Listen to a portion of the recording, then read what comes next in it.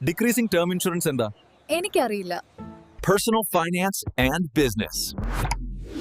Simplified visually for you. Time ഇൻഷുറൻസിന്റെ ഒരു ടൈപ്പാണ് decreasing time insurance. Sum insure അതായത് കവറേജ് എമൗണ്ട് ഓരോ വർഷവും കഴിയുമ്പോൾ ഡിക്രീസ് ചെയ്തുകൊണ്ടിരിക്കും, കുറഞ്ഞുകൊണ്ടിരിക്കും. ഇതിനെയാണ് ഡിക്രീസിംഗ് ടൈം ഇൻഷുറൻസ് എന്ന് പറയുന്നത്.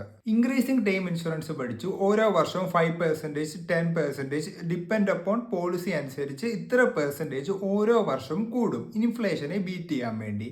ഇത് ഡിക്രീസിംഗ് ടൈം ഇൻഷുറൻസ് നേരെ ഓപ്പോസിറ്റ് ആണ്. ഒരു എക്സാമ്പിൾ പറഞ്ഞാൽ, രാഹുൽ 1 കോടി രൂപയുടെ ഡിക്രീസിംഗ് ടൈം ഇൻഷുറൻസ് എടുത്തു. അത് എത്ര പെർസെൻറ്റേജ് ആണെന്ന് പറഞ്ഞാൽ, ഫോർ എക്സാമ്പിൾ ഒരു 5% എടുക്കാം. 2025 1 കോടി രൂപയുടെ സം ഇൻഷുർ ഉള്ള ഡിക്രീസിംഗ് ടൈം ഇൻഷുറൻസ് എടുത്താൽ 5%, അത് 2026 ആവുമ്പോൾ അതിന്റെ വാല്യൂ 95 ലാക്കായി മാറും. അങ്ങനെ ഓരോ വർഷം കഴിയുമ്പോൾ അത് 5% വെച്ച് കുറഞ്ഞുകൊണ്ടിരിക്കും. ഡിക്രീസിംഗ് ടൈം ഇൻഷുറൻസിന് പൊതുവെ നോർമൽ ഇൻഷുറൻസുമായിട്ട്, അതായത് പ്യുവർ ടൈം ഇൻഷുറൻസുമായിട്ടൊക്കെ കമ്പയർ ചെയ്യുമ്പോൾ പൊതുവെ പ്രീമിയം കുറവായിരിക്കും. ആർക്കൊക്കെയാണ് ഇത് ഉപയോഗപ്പെടുന്നതെന്ന് നോക്കാം. ഹോം ലോണിനെ പ്രൊട്ടക്ട് ചെയ്യാൻ വേണ്ടി ഈ ഒരു ഇൻഷുറൻസ് എടുക്കുന്നത് പൊതുവെ നല്ലതാണ്. ലയബിലിറ്റി മാച്ചിങ്, നിങ്ങൾ അടച്ചുകൊണ്ടിരിക്കുന്ന EMI പേഴ്സണൽ ലോൺ നിങ്ങളുടെ ജീവിതത്തിൽ എന്തെങ്കിലും സംഭവിച്ചാൽ ബാക്കി എമൗണ്ട് കവർ ചെയ്യാൻ വേണ്ടി ഈ ഒരു ഇൻഷുറൻസ് എടുക്കാവുന്നതാണ്. ഇത് നോർമൽ പ്യുവർ ഇൻഷുറൻസിനെക്കാട്ടിലും റേറ്റ് പ്രീമിയം, അതായത് പ്രീമിയം വളരെ കുറവായിരിക്കും. It's me Mithun.